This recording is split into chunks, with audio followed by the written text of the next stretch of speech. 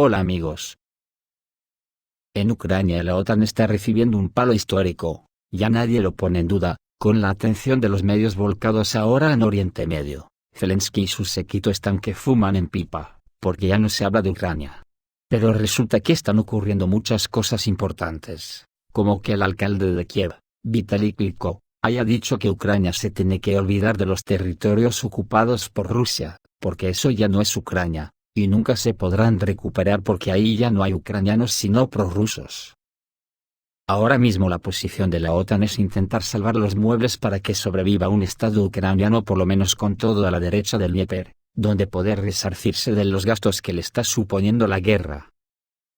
Para lo cual la OTAN con los patéticos palmeros de la Unión Europea, intentarán poner todo lo que tienen para intentar asustar a Rusia militarmente, algo infantil dado el avance tecnológico de las armas rusas. Ahora mismo en Estados Unidos están asustados y ya se empiezan a ver discrepancias profundas entre halcones y palomas, que por cierto no hay muchas palomas por Estados Unidos. Después de las noticias de los MiG-31 patrullando a las 24 horas en el Mar Negro, y la puesta ayer en modo de combate de un nuevo misil Vanguard en su silo de lanzamiento, ¿cuántos hay ya instalados? Recordemos que Rusia comenzó a instalarlos hace más de 3 meses. Pues resulta que ayer en mi interpretación del lenguaje diplomático, observé que Estados Unidos entregó la carta de rendición a Putin. Así interpreto yo que la embajadora de Estados Unidos en Moscú presentara una oferta de diálogo sobre el control de armas estratégicas.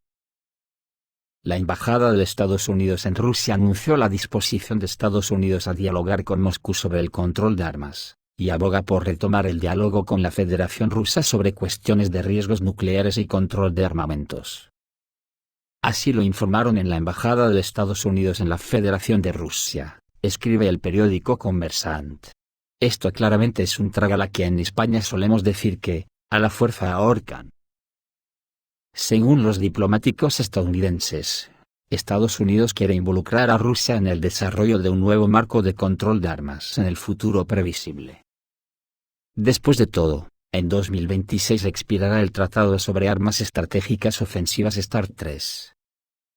En consecuencia, Washington cuenta con el inicio de nuevas discusiones sobre el marco de control de armas.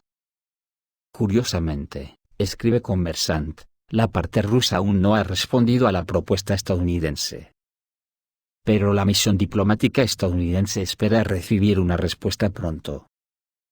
El Ministerio de Asuntos Exteriores de la Federación de Rusia, por su parte, declaró tener conocimiento de estas propuestas por parte estadounidense, pero aún no ha respondido. El Ministerio de Asuntos Exteriores ruso promete decidir con el tiempo y dar una respuesta. Recordemos que a finales de febrero de 2023 Rusia suspendió su participación en el Tratado START, debido a la política hostil de Estados Unidos.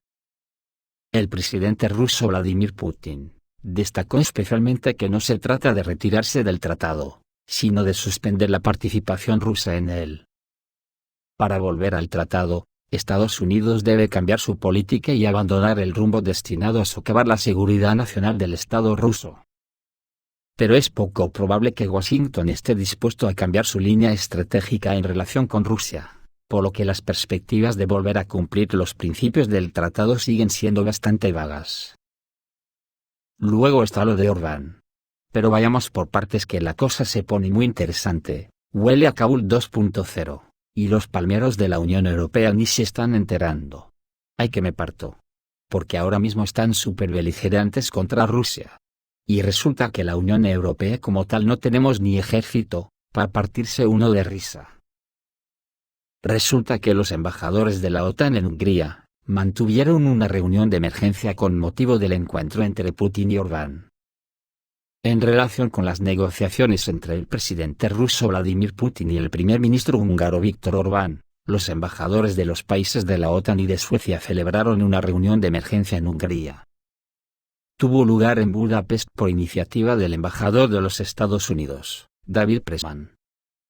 El diplomático estadounidense señaló que los participantes en la reunión estaban preocupados porque el primer ministro húngaro se reunió con el presidente Putin en el contexto de una operación militar especial rusa en Ucrania, y dice que Estados Unidos está alarmado por el desarrollo de las relaciones entre Hungría y la Federación Rusa. Precisó: "Ay, que me parto". Pues resulta también que en Estados Unidos se está gestando una rebelión en el Departamento de Estado por la política estadounidense en Medio Oriente. En cualquier caso, así caracteriza el Huffington Post la situación en el Departamento de Estado. El periódico informa que los empleados del Departamento de Estado están preparando un llamamiento a sus dirigentes criticando la posición que tomó Washington tras la escalada del conflicto palestino-israelí. Según los autores del llamamiento, la política estadounidense de apoyo incondicional a Israel es unilateral. Los funcionarios del Departamento de Estado también señalan que el secretario de Estado Antony Blinken y sus asesores no están prestando atención al descontento interno generalizado. Y según otro funcionario, se está gestando una rebelión en todos los niveles en el Departamento de Política Exterior estadounidense. Vale la pena señalar que la edición británica del Financial Times señaló recientemente que el apoyo incondicional de Occidente a Israel fue la razón por la que los esfuerzos de la Unión Europea y los Estados Unidos, encaminados a conseguir el apoyo de los países del sur global, no fueron coronados con éxito, y definitivamente hemos perdido la batalla en el sur global. Todo el trabajo que hemos hecho se ha perdido.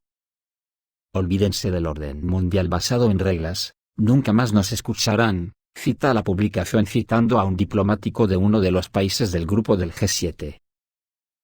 En el tema militar, ayer Rusia puso en servicio de combate un nuevo sistema hipersónico Avangard, desplegado en la región rusa de Orenburg, según informa el Ministerio de Defensa ruso.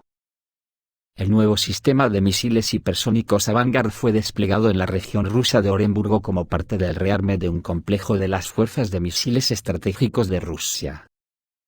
En la región de Orenburgo continúan los trabajos para rearmar la gran unidad de misiles Yasninskoye con el sistema de misiles basado en silos Avangard. El misil balístico intercontinental se carga en el lanzador del silo mediante una unidad especial de transporte y carga. Las operaciones tecnológicas más complicadas duran varias horas.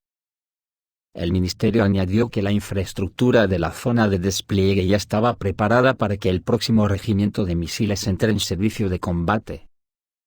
Se trata de instalaciones para la formación de personal militar, tareas de combate y recreación de militares. Recordemos que el misil Avangard es un sistema de misiles desarrollado en Rusia equipados con una ojiva guiada, que se denomina vehículo de planeo hipersónico, con capacidad de maniobrar además de operar a altitudes más bajas, a diferencia de un misil balístico tradicional y cuya trayectoria no se puede anticipar. Está compuesto por un cohete balístico intercontinental como el UR-100N, R-36M2 y el RS-28 Sarmat, equipados con una o varias ojivas con velocidad hipersónica, capaces de alterar su trayectoria y cambiar de rumbo evitando defensas como el escudo antimisiles de Estados Unidos, para así alcanzar su objetivo. Puede tener una carga útil convencional o nuclear y un alcance efectivo de más de 10.000 kilómetros. En el frente de Ucrania, del que últimamente se habla poco, la OTAN es patética si pretende mantenerlo. El ejército ruso destruyó 12 aviones de las Fuerzas Armadas de Ucrania en una semana, entre ellos 7 cazas ucranianos MiG-29 en un solo día. Las acciones efectivas de los aviones de combate y las unidades de defensa aérea de las Fuerzas Armadas rusas permitieron destruir 12 aviones de la Fuerza Aérea de Ucrania durante la semana pasada, según un informe del Ministerio de Defensa ruso. Entre las pérdidas ucranianas se encuentran 10 MiG-29, y 2 aviones de ataque Su-25, con 7 cazas MiG-29 derribados solo en las últimas 24 horas. Además, la Fuerza Aérea Ucraniana perdió 2 helicópteros Mi-8 en una semana y 314 drones fueron destruidos. Las unidades de defensa aérea de las Fuerzas Armadas de Rusia interceptaron 35 misiles HIMARS, 5 misiles tácticos operacionales, 2 misiles antiaéreos S-200 reconvertidos y 6 bombas guiadas JDAM. El Ministerio de Defensa ruso señaló que desde el inicio de la operación militar especial, fueron destruidos 500 aviones ucranianos, 252 helicópteros y 8.104 vehículos aéreos no tripulados.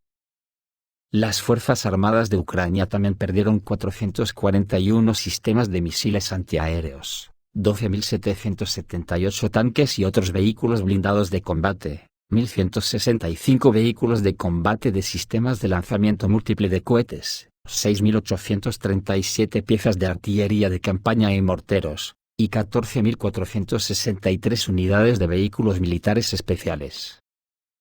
Como podemos ver, estas cifras son tremendas, porque no hay ejército en el mundo equipado actualmente con tanto armamento, por eso la OTAN ya se ha quedado exhausta y con los arsenales vacíos.